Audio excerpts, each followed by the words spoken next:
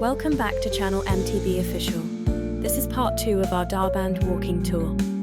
In this video, we continue from where we left off, exploring more of Darband's beautiful paths, cafe, and mountain views.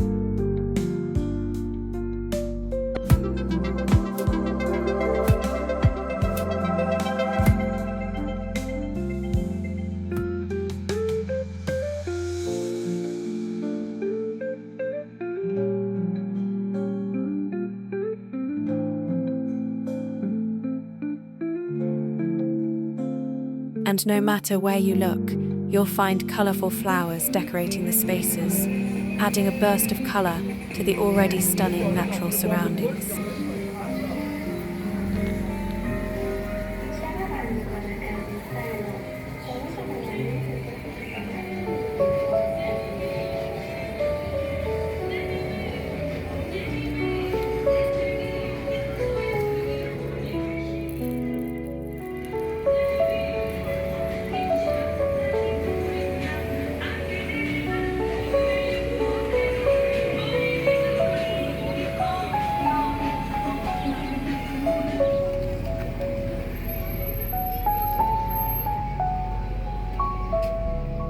As I move further uphill, the path is lined with a variety of small and big hangouts and restaurants, each with its own unique charm. Some are cosy, tucked away under the shade of trees, while others are larger, offering panoramic views of the valley below. The menus are filled with local favourites, from freshly grilled kebabs to aromatic stews like gourmet sabzi and koresht fesinjan. For those with a sweet tooth, you'll find traditional Persian desserts like baklava and saffron ice cream.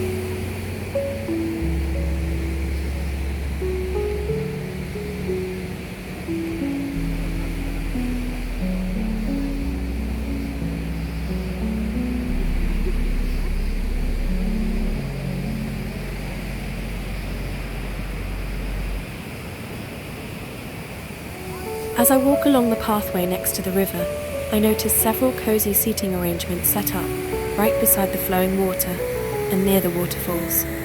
The seats are made of wooden planks, crafted to look like comfortable beds, all beautifully covered with colourful carpets and matching pillows. These spots are designed for relaxation, with the water gently flowing beneath, adding a soothing ambience. There are even heaters nearby to keep the chill away, making it the perfect place to enjoy a steaming cup of chai or unwind with some hookah, all while being surrounded by the tranquil sound of the water and the stunning views.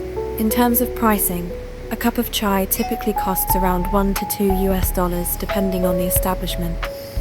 As for hookah, the price ranges from $2 to $4, varying based on the location and the type of tobacco offered.